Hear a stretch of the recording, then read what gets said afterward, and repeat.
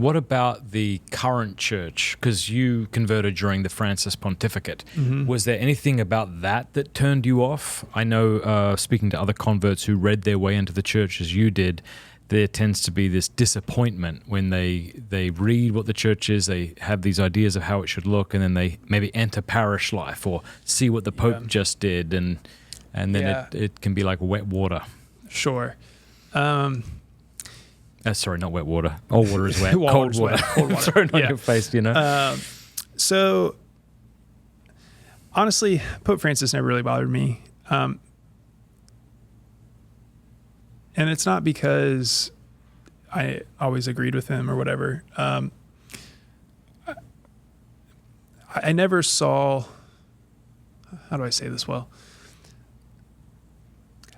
I didn't see anything that Pope Francis did for me personally at that time, especially, as being something that was detrimental or somehow destroyed the Catholic faith. There might be times where it was clouded or times where, whatever, but it's not like he ever got up, called a council, and they said, yeah, you can, whatever, homosexual acts are fine. Mm-hmm. Like, it's not like he ever said that in any sort of official capacity, right. So what Pope Francis, did, with whatever certain media member and what he said on an airplane, this, that, like, I don't know. That kind of stuff was like, it's a little bit above my head. And if I really need to know something from Pope Francis, it'll come through my bishop and my priest. Okay. At least I would hope. As you were gravitating towards Catholicism, did you have friends try to point you to some of the scandals within the church, the sex abuse scandal, that sort of but stuff? Again, that doesn't, to me, that's like saying, okay, well, there was churches in Jacksonville 10 years ago. There was a huge church and a youth pastor got caught in a sex scandal. Does that mean that non-denominational Christianity is evil? No, it just means that guy's a sinner and he did something wrong. And this was really something to see when we say, like, the marks of the church. It's one, holy, Catholic, and apostolic. Holy, whenever you and I sin, we don't act really in a strict sense on behalf of the church. Like, we've unplugged ourselves from the life of grace. And so, just like the church can't teach heresy, the church can't commit sin in a strict sense. And so, I don't know. So some of those things never really bothered me per se. I think it ultimately came down to the papacy and seeing the papacy as an outgrowth or in the context of revelation and church unity. The papacy is a means to an end. And so as an outsider coming in, it was like everything's about the Pope, and that seems scary. But when you realize the papacy is a means to an end, then it's not so scary anymore. Because there's lots of means to ends, right, in the Catholic Church. Like the sacraments, in a way, are means to an end. Baptism is a means to an end of union with Christ. So the papacy is a means to what end? Hallow is the #1 prayer app. Why haven't you got it yet? Download it right now. Go to hallow.com/MattFrad. I think the papacy is a means to the end of, one, the application of revelation.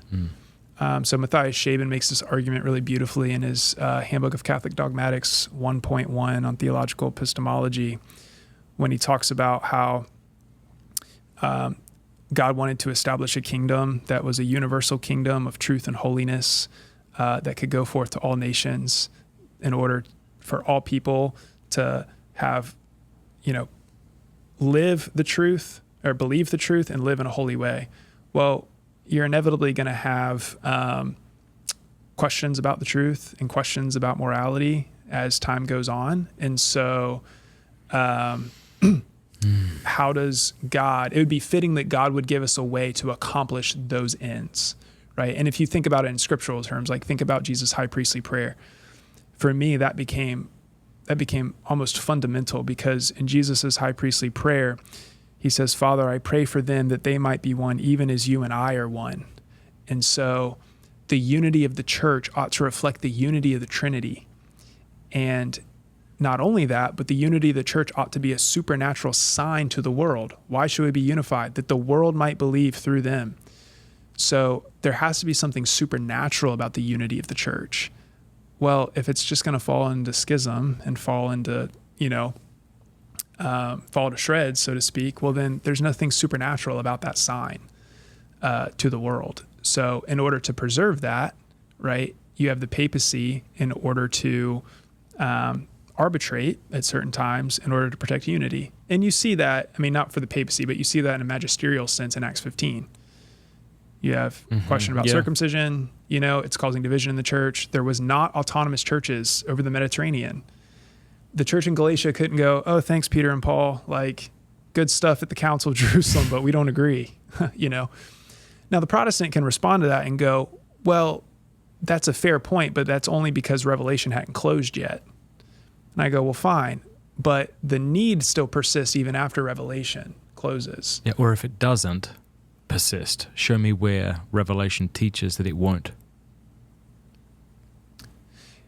Yeah, either show me where Revelation teaches that it'll cease to persist, or show me in the early church where it ceased to persist. Yeah, exactly. And, that's, again, I think Pope Leo's great here. He says, just as what Peter confessed in Christ has to endure, so what Christ confesses in Peter must endure. Ah, okay. So if Jesus' confession, or Peter's confession of Christ endures, right, throughout all the ages, so too what Christ established in Peter must endure. I don't know if I'm convinced by that, but I think it sounds very poetic. I don't know why that has to follow. I guess I'd have to read Leo's whole thing, but just because I say something of Christ, which might be always true at all times, I don't know why it follows that his response to me has to mean that there will be a succession of... Oh, well, sorry, yeah, just because of that confession, you are the rock on which the church will be built. So if the church is going to endure to the end of the ages, then it can only endure insofar as it endures on that rock. Okay. And that rock, therefore, must endure.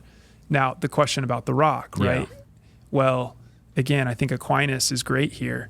The rock can mean Christ, the ultimate rock. The rock can mean the confession. The rock can mean Peter. So I think Aquinas would say something like, who's the rock of the church? The rock of the church is Peter insofar as he confesses Christ the rock. Well, good thing, according to Luke, he's always going to confess Christ the rock because Jesus is praying for him. Thanks very much for watching that clip. You can click the link below if you want to watch the full interview, and don't forget to like and subscribe to the channel.